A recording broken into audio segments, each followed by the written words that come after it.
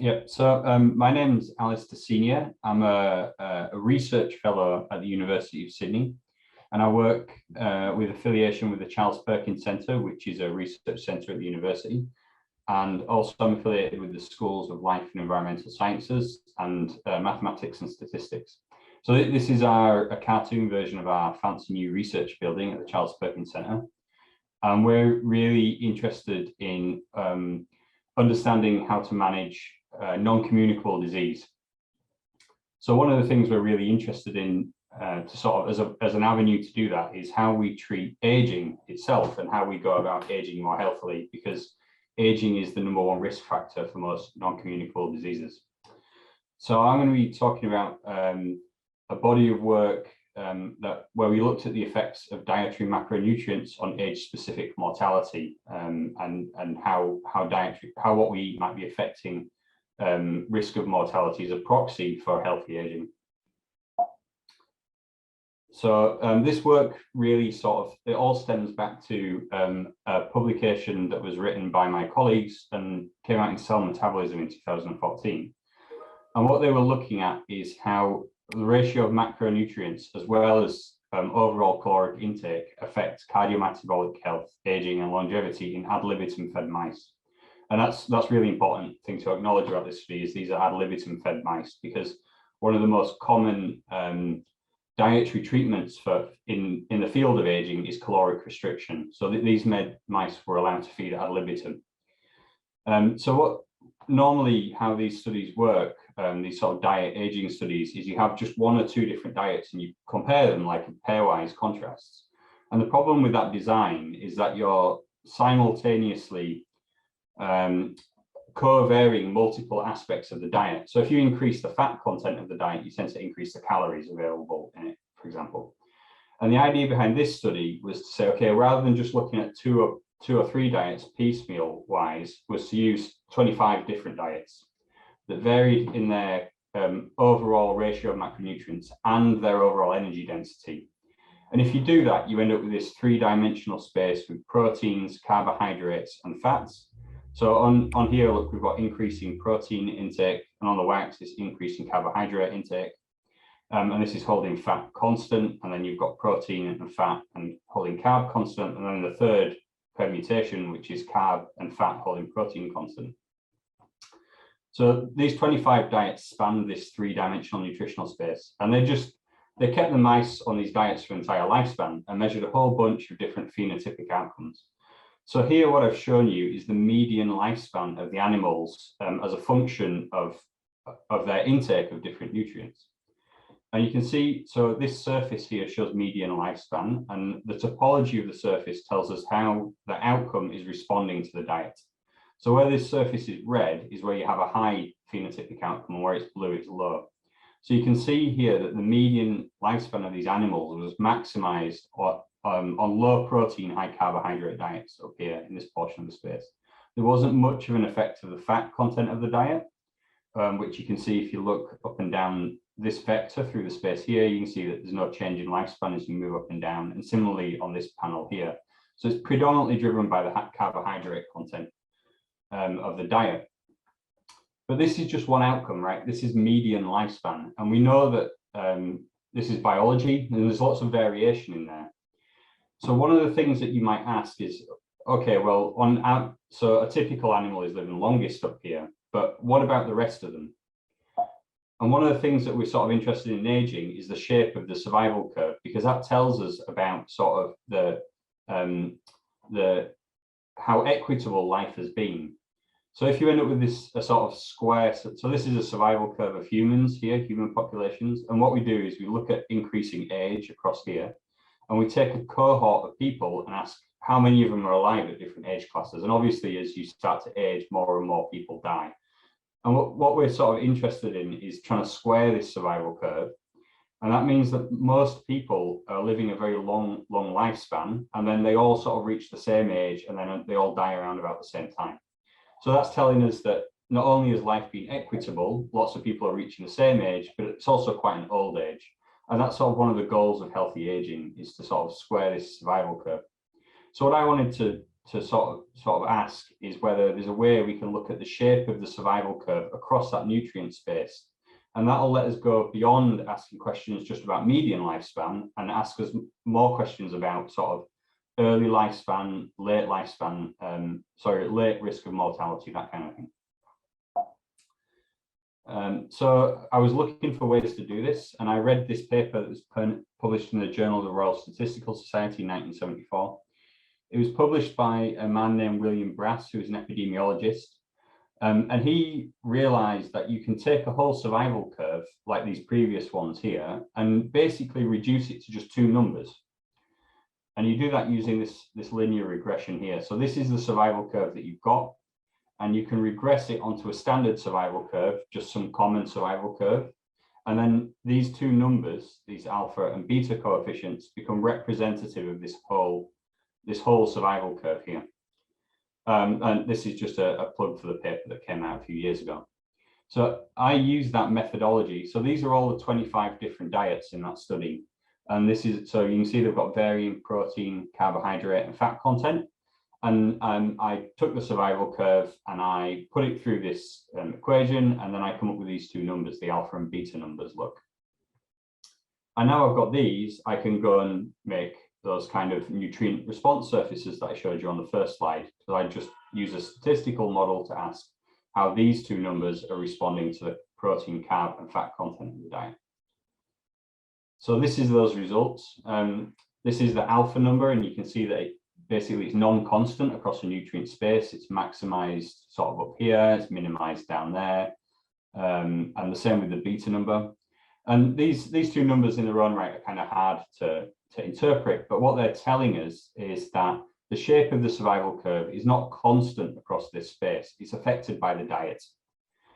But because we've got these numbers now, we can back transform them and create a survival curve. So here, for example, I've taken those two numbers, created a survival curve, and then said, what's the life expectancy as a function of the dietary, the content of the diet? And you can see this is basically reflects the initial analyses quite closely. We have high life expectancy on these high carbohydrate diets, low life expectancy on these low energy diets down here. We can also ask about the standard deviation in age of death, for example.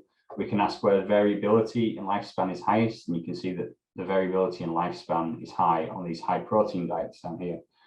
Here you can see there's a non-linear effect of protein on the standard deviation in age of death. So what this is sort of suggesting is that these medium protein diets here have the lowest variation. The squarest survival curve is seen on these medium protein diets.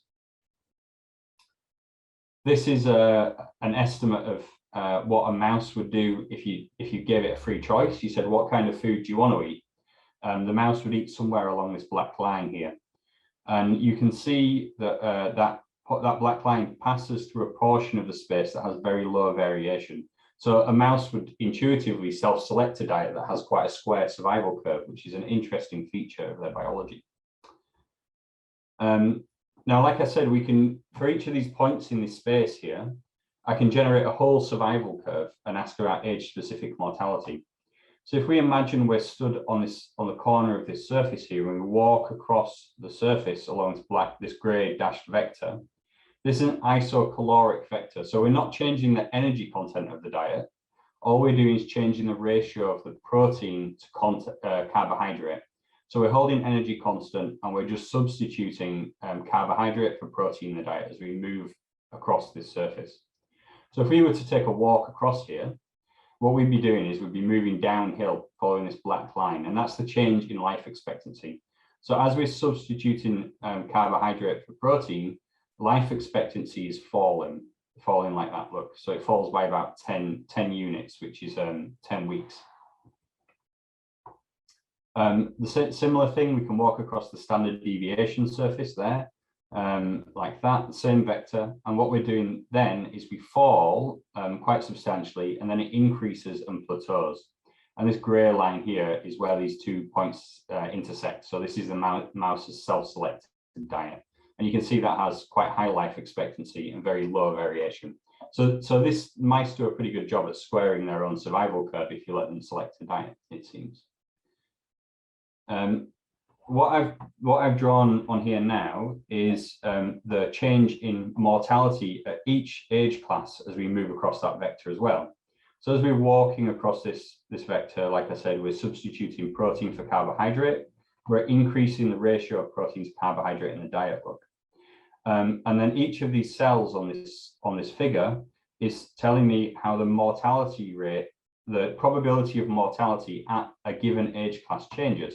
So like an 83-week-old animal, for example, the probability of mortality as we increase protein first decreases quite a lot, and then it increases and plateaus and has quite high mortality at these very high protein diets. So there are three really interesting conclusions from this analysis. The first is this is that self-selected ratio. This is what mice do by choice, and it indicates that they have very low mortality up until sort of mid-late life, and then the self-selected diet has very high mortality rates. And this is what gives us that square survival curve. The mice are surviving up until midlife, and then basically survival falls off that cliff. We can look at a very high protein diet, for example, a 1.5 to 1 ratio of protein to carbohydrate. And what we see is that diet actually has very high mortality up until mid-late life. And then in late life, that diet actually has low mortality. So this is sort of indicating that high protein diets might not be great through much of early and midlife, but actually when you get to late life, they could be giving a survival benefit there. And then the last result that's really quite promising is that this analysis suggests that we could change protein to carbohydrate ratio at the onset of late age and try and stay in this blue zone. And if we do that, what we're doing is minimizing mortality across all age classes. And of course, what we'd have to do is a diet switching experiment to really prove that that's possible, because these mice were on those diets across their entire lifespan, of course. Okay, so that was where I was at sort of mid-2019. We'd sort of finished this analysis and we're looking for ways to progress this and see where else we could take this kind of research. And one of the things we started wondering is whether it's possible to do the same kind of analysis, but in human populations. So we were looking around for opportunities to do that, and I came across these different databases. So there's a human life table database, which is run out of a university in Germany. And it contains life tables, so basically survival curves for hundreds of populations going back over a century in some cases. We also have data on the national food supplies for different countries. So for most of those populations, from the Food and Agriculture Organization of the United Nations, the FAO STAT database, they provide nutrient supply data for different populations. And also out of the US, there's a university that runs the Madison Project. And the Madison Project is a collection of historical economic data.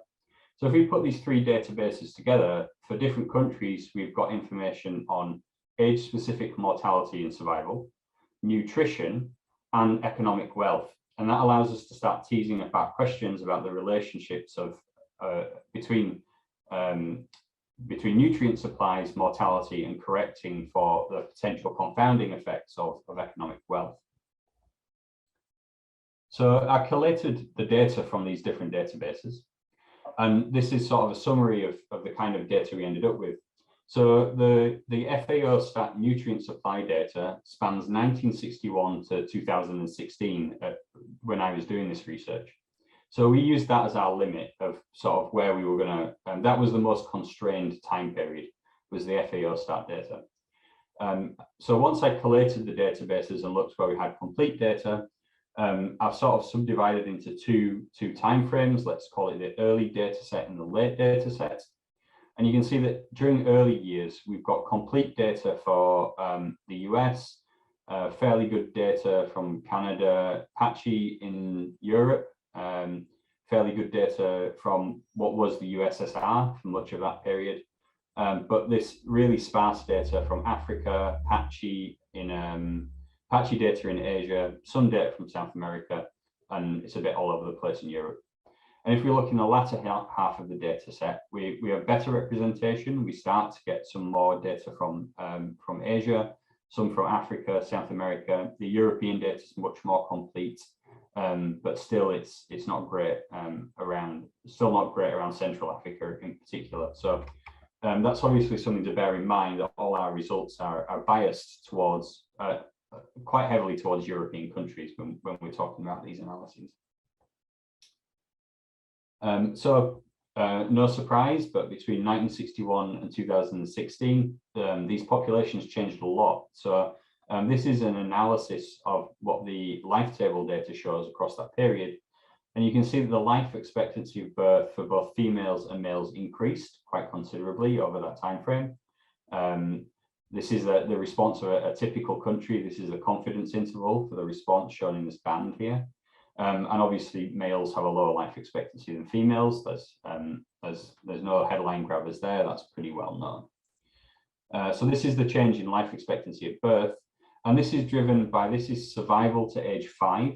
So survival to age 5 increased. So this is childhood mortality has fallen really quite considerably over that time frame, and is approaching near complete survival for a typical country until age 5. And then these are gains in survival at age 60 over that time frame. And you can see again, there's been substantial gains there. Predominantly in females have seen the biggest improvement, but males are starting to catch up a little bit. So we have temporal variation in the improvement in mortality within the data set. Also, between 1961 and 2016, the supply of nutrients to countries changed a lot. So carbohydrates fell slightly. There was a substantial increase in the supply of fats to a typical country. And it's hard to see on this figure, but there's an increase in protein supplies as well for a typical country. And then obviously the world has got more wealthy as well over that time frame. So within the data set, there's considerable variation over time, and also between countries in the 3 predominant factors of interest here. So wealth, supply, and mortality are all covariant. So we did a lot of modeling on this, and I'm just going to sort of give you the main take-home results. So here I've done a similar kind of nutritional analysis to what I did in the mice. We've got the protein and carb content of the supply in kilocalories per capita per day. And on the surface, this is life expectancy at birth for females. And this is in 2016 after correcting for economic wealth. So this is for the most recent year for which data were available, after we've corrected for the wealth of a nation. What we see is that increasing energy supplies are associated with higher life expectancy. So this is evidence for undernutrition. As recently as 2016, we can see that life expectancy is low, where overall protein and carbohydrate supplies are low as well. And as we increase the protein supply, we get gains in life expectancy. And also as we increase the carbohydrate supply, we get gains in life expectancy. But the derivative of the change for protein is higher. So adding protein to the supply gains more life expectancy than adding carbohydrates does. Fats didn't have a huge effect in this data set on life expectancy at birth. But there are still gains to be had by increasing the fat content. But again, the derivative is higher for the protein. And then the carb fat angle is a bit non-linear and hard to interpret. But the effect sizes are quite small in this space compared to these other 2. And I should say that the effect is very similar for males as well. So if I remake these figures for males, they're only a touch different. The headlines don't change then. So this is overall life expectancy, right? But because we have a whole life table, we can ask about specific age classes. So here I've got the probability that a female will die between the ages of 5 and 10 as a function of those protein and carbohydrate supplies. And we can see that the highest probability of dying between the ages of 5 and 10 is, again, where you have low supplies, further evidence for undernutrition in some populations. And then increasing those supplies also decreases the probability of mortality. So we have low mortality on these high protein, moderate carb supplies, and these high fat, high protein supplies up here as well. This is the same set of panels underneath, but this is for a female aged 60 to 65. So this is the probability of dying in old age as a function of the macronutrient supplies for the country. And you can see these shapes here are slightly different. So a question that we sort of asked ourselves is, well, where within this three-dimensional nutrient space is the absolute lowest point for each different age class? And you can use a computer algorithm to figure that out. And it basically just chases the lowest point within this space around for, at each age. So this is a plot of where that coordinate lies. So we've got age along the x-axis, increasing age here. This is the composition of the supply in terms of percentage energy for carbs in red, fats in green, and proteins in blue. And then we have the total energy supply in kilocalories per capita per day in purple, and that's read off this the right-hand axis here. So the first thing that we can see is that the total energy supply is very constant across all age classes, at a little over 3,500 kilocalories per capita per day. But the composition of the supply that minimizes mortality changes. So it's around sort of 17% protein in early life and equal parts carbs and fat that remain the other part. And then as we increase in age, the supply that's associated with the lowest levels of mortality increases in carbohydrates and decreases in fats. And there's a small decrease in proteins as well. Or, I mean, relatively, you might consider that a large decrease. It's roughly a halving. And this is the same plot, but for males, and you can see the pattern is basically the same. Similar levels of overall energy supply, and that forking between carbohydrates and fats, and a step down in proteins as we enter old age. Now, when we were doing this analysis, we decided to look at a subset of countries. So this paper came out by Harris Lieberman and colleagues in the American Journal of Clinical Nutrition, and they were looking at where protein intakes are most stable, and found that they're more stable in carbohydrate and fat intakes in the US and a subset of wealthy international populations here. There's 14 countries, Canada, the US, several European nations, Korea, Japan, and Australia. And when we cross-referenced our database against these studies, we had representation of all of those countries in our data set. So we decided to also reanalyze just those data from just those countries to sort of see if wealth was biasing our results. So here we have the life expectancy for females in just those countries. And here, that effect of undernutrition has completely disappeared. In fact, we see the opposite. We see an effect of overnutrition, where we have very high carbohydrate and high fat supplies. We actually see decreases in life expectancy. And that's seen most clearly in this panel here, look. So as we increase carbohydrates and fats, life expectancy for females actually falls. So here we have some evidence for overnutrition within these 14 wealthy countries. Again, I went on and asked about how the probability, the sort of optimal supply changed as a function of age, and it's much more stable in these wealthy countries. The overall energy supply is around about 3,000 kilocalories per capita per day, maybe declines slightly in old age. And it's low in fats and high in carbohydrates, and a similar pattern seen in males. So these were the key conclusions from our second study. After correcting for economic wealth, that's a really important factor to know. The average supply that is associated with minimal mortality is constant across ages, and it's about 3,000 to 3,500 kilocalories per capita per day. But it's worth contrasting that with intake. So the recommended daily intakes for people are actually substantially lower than this supply number. And that's probably related to the fact that supply and national food supplies and intakes are not the same thing. So national food supplies will be upwardly biased due to food wastage predominantly. We saw that the composition is associated with minimal mortality changes with age, and across the whole data set, lower fats and higher carbohydrates in later life have had the lowest levels of mortality.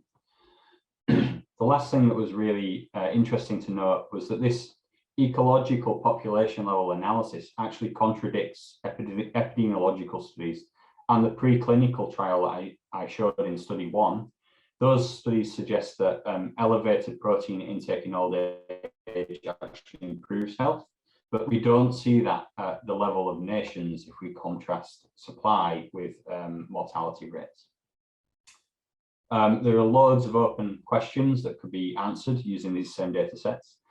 So, for example, there are methods out there that supposedly allow one to recalibrate nutrient supply data to make more inferences about intake.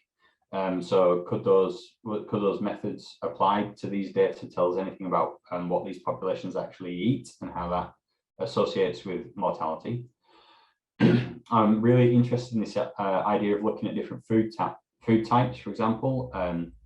If we think about elevated supplies of fresh fruit and vegetables, maybe they're associated with improved late life health and consequently lower risks of mortality. This was a really interesting point that came out of this analysis is we were looking at how current food supply affects the current rate of mortality in old age. But your health in old age is actually probably determined by the integration of what you've eaten throughout much of your life. And I wonder if there's a way to sort of use historical food supplies and tease apart the effects of historical effects of the nutritional environment on what people are currently eating. Another question is, of course, age-related diseases. So rather than looking at all-cause mortality, could we be looking at the risks of cardiovascular disease or specific cancers? There are population-level data about the prevalence of those diseases out there, and I think it would be pretty low-hanging fruit just to repeat those analyses using those outcomes. And then a question that sort of cropped up when I was looking at one of the sections on your website was how alcohol supplies might be associated with age-specific mortality. I know that's something that you've had people speak about a bit, and it got me thinking. The FAO stat provide data on the supplies of beers, wines, and spirits, and maybe we could use that three-dimensional space to tease apart the effects of those different alcohol supplies on mortality at different age classes. So I have to acknowledge these are my co-authors on the different projects here, and I have funding from the Australian government and the University of Sydney, which was supported this research, so I have to acknowledge that.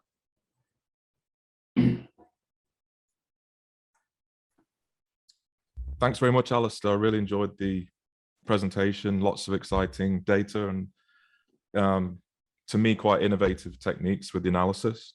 Thank you.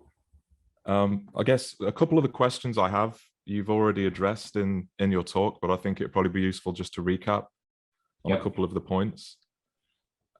So I guess the overall energy supply that was recommended for minimizing mortality across ages is obviously higher than the recognized RDAs for men and women, and you commented on that. Yeah. And I guess in your view, are these recommended values insufficient in light of the recent data on energy supply, or am I conflating supply with consumption? I think you're at risk of conflating the two there. I have more faith in the current recommended daily allowances for what a person should be eating. So, I mean, the first thing to acknowledge, my co-author, David Raubenheimer, made a really interesting point when we were writing this paper, which is that the supply is probably a better indicator of the nutritional environment that a country provides than what a person's actually eating. Because there's loads of intervening factors between what nations supply and what people eat. And we know food wastage is really the big one, and that varies substantially among countries, among macronutrients themselves. So we know that carbohydrates are more likely to be wasted than fats and proteins are. Proteins especially much less likely to go to waste. And a really interesting other question is how different subpopulations, especially different age classes within countries, are more or less likely to waste supplies. So that's a really complex relationship with intervening layers that have to be picked apart before you can start making those really robust inferences about what people are eating from these kinds of studies. Yeah, thanks very much. What are some of the, I guess, potential reasons underpinning the importance of greater fat intake in early life as opposed to older age? Yeah, so that result, I think there's two factors at play there. The first one is more that fat is detrimental in old age. Perhaps we know that high fat intakes are associated with elevated risks of cardiovascular diseases. There have been studies that have correlated fat supplies with the risks of specific cancers as well, both sex-specific and non-sex-specific cancers. So there is an association there that's well established, and that might explain why high fat supplies cause high rates of mortality in old age. Obviously, caveating that statement with what I previously said about supply and intake not being the same thing. As far as the early childhood results goes, that's something that I can really only speculate on. One thing that we noticed is when we looked at that wealthy country subset, that benefit of early childhood fat sort of disappeared. And that suggests to me that that's largely driven by countries with lower GDP. Perhaps high fat supplies are in those countries representing energy dense foods, which help overcome nutritional shortages and undernutrition, which is where younger people are more exposed to the supplies of the country. Great, thanks. The next question I have relates to the protein intake. I guess, so would you support a reduction in protein intake and replacing that with carbohydrates for older people? And I think you actually focused on this a little bit in your talk. Yeah, I think about this all the time. I do. So like, how do you reconcile? Because the findings to me were quite intriguing with respect to recent reviews from the phenotypic studies suggesting that older people must consume greater amounts of protein. We've seen quite a few of these pushing for the RDA to go up. To maintain muscle health and function especially. So how do you reconcile that? And I think you did a little bit in your talk anyway, but if you could just recap. So like you said, there's a lot of epidemiological data that indicates elevated protein intake in old age is beneficial. And I've been involved in a few of those studies myself, and we see it time and time again. So I'm reluctant for one ecological study, albeit a global one, to override that weight of evidence. I think there's an interesting question about why those two things don't correlate with one another. One thing I wonder sometimes a little bit is, so those elevated intakes of protein are recommended to help combat sarcopenia in older people. And I wonder about how the preceding nutritional environment contributes to the risk of sarcopenia in those people. So perhaps if we look at countries that have lower protein intakes throughout early and midlife, the risk of sarcopenia is actually reduced, and you don't need elevated protein intake to combat that elevated risk. But that's really pie in the sky thinking, and there's a lot of work needed to sort of test that as a hypothesis. Yeah, and in terms of balancing longevity with functionality, do you think it's a zero-sum relationship or not? Can there be a compromise?